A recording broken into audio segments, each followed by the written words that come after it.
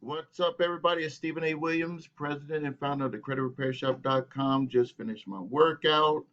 Just finished snow shoveling. Uh, had 3 days of snow in our area here. The big deal, everybody's talking about it is Credit Acceptance Corporation. They are a subprime auto lender. This one was actually also more known in the market than Santander. Santander came up, even though they've been around for a little bit. They came up after these companies. There's Credit Acceptance, and then there's another one escapes me right now.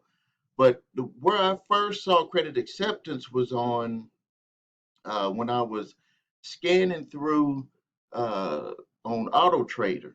That was the first place that I had saw Credit Acceptance, and I was like, this, they're just popping up with banners all over the place on Auto Trader. But right now, if you've been watching my videos, and if you haven't, please go back and watch the ones on Credit Acceptance. They are being sued by 39 states. I don't know why it doesn't always get to 50 states. There has to be some type of reason, but 39 states. We have five more states that are included in this one, more than what was with Santander. We all kind of know, and this is allegedly, we all kind of know why why the state of Texas did not go after Santander is because they're home based in the state of Texas. And probably, potentially, I'm not saying this 100% true, but potentially the state that they have headquarters in will potentially kind of give them a break and try to allow them to work out the issues that they have with customers. Now, something that caught my attention with Credit Acceptance that was different than Santander, and Santander probably had this too, but Santander's the way that it worked out in court was taking just a totally different path than what Credit Acceptance seems to be taking. But with Credit Acceptance, they had a clause inside of their all of their contracts. Like when you signed to get the loan, it had a clause that you had to go to arbitration, like 100%. And from what I'm reading, it made it very difficult for people. If you want to even hire an attorney and take them to court, the only thing that you could do is take them to small claims court. You couldn't take them to what they call, quote, big money judgment court. And so, and also the process, from what I'm reading, could be very long with the way that uh, with this process on the way that they kind of can string out things with court. But let me just take you step by step. It's basically same thing that happened with Santander. Is that, and you'll see this if you go and try to make a complaint with the FTC. You go and try to make a complaint with your state attorney general's office. They're going to say the same thing that I'm about to tell you right now, which is what I had everyone do with Santander, which is you have to make a demand letter. They all require that you give the business an opportunity to make things right. So to make things right, you have to know what you want them to do. What are you asking them to do?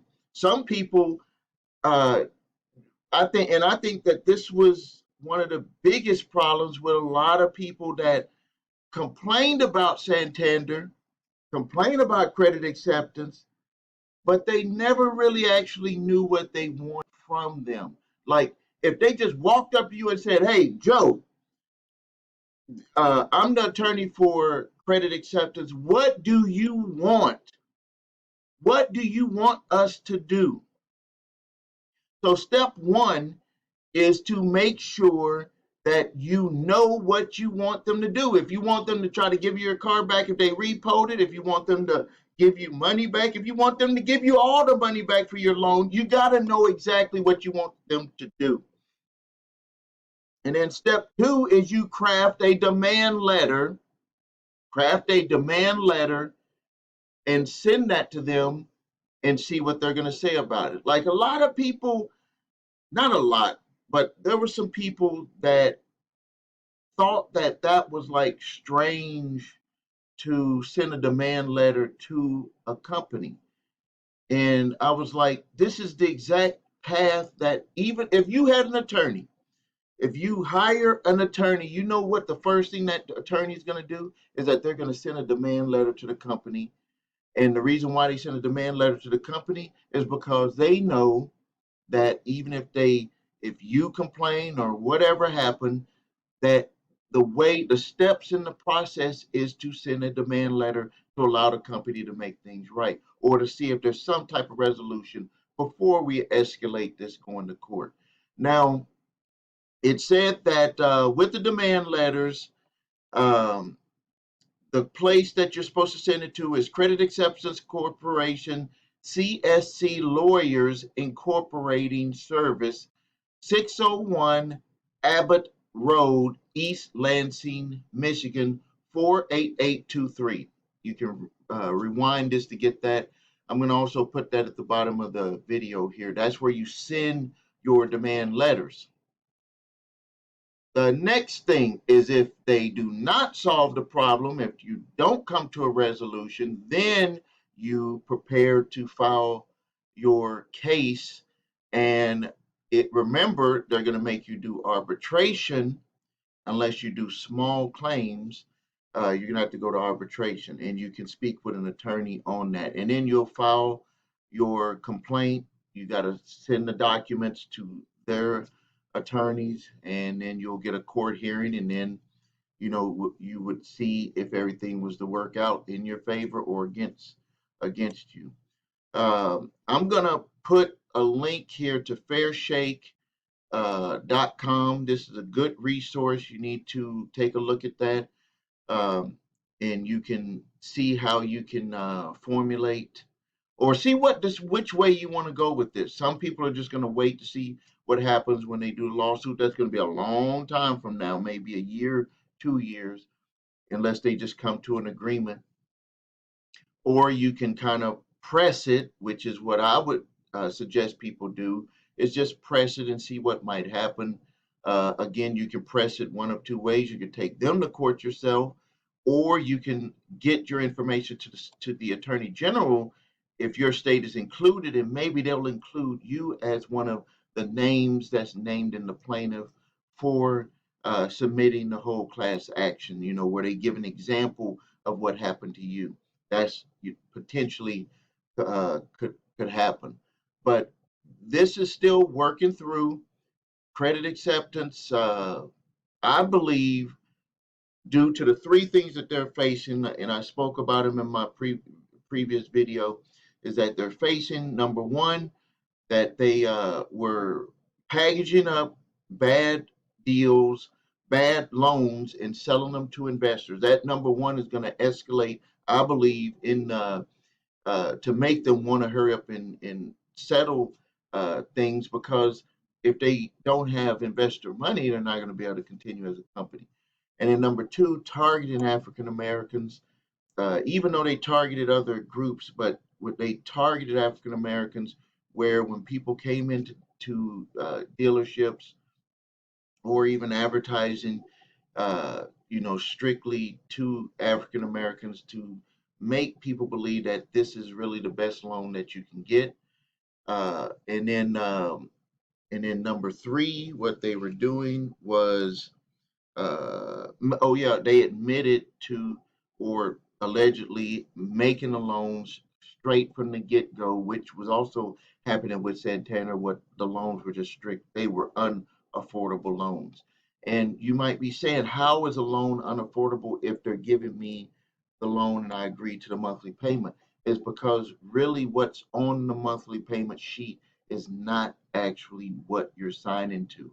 I know that that sounds strange, but it's not. They could be giving you an interest rate that is so big, it's going to balloon at a point and reset.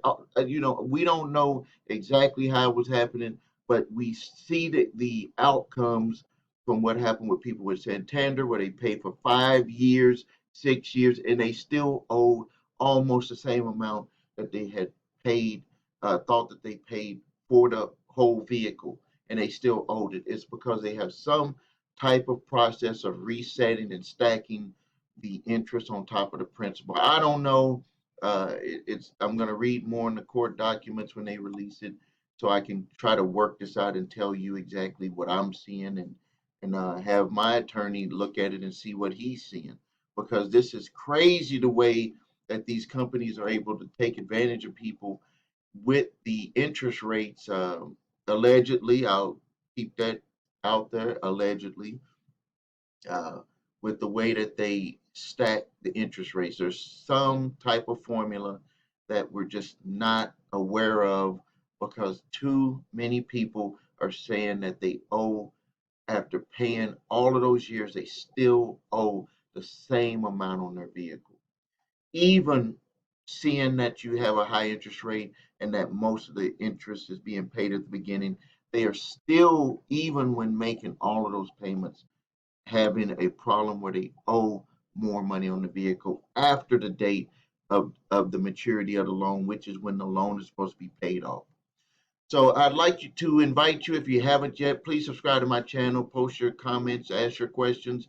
More resource links are below here on the video. I'm also going to post the address that you can send your demand letter to for credit acceptance, to just try to see if you can get the ball rolling. Maybe you'll get lucky. It's early in the game. Maybe they'll want to deal with yours now before you getting included in making an example with the Attorney General's office that is suing them.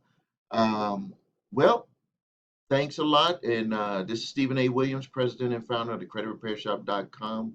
Thank you.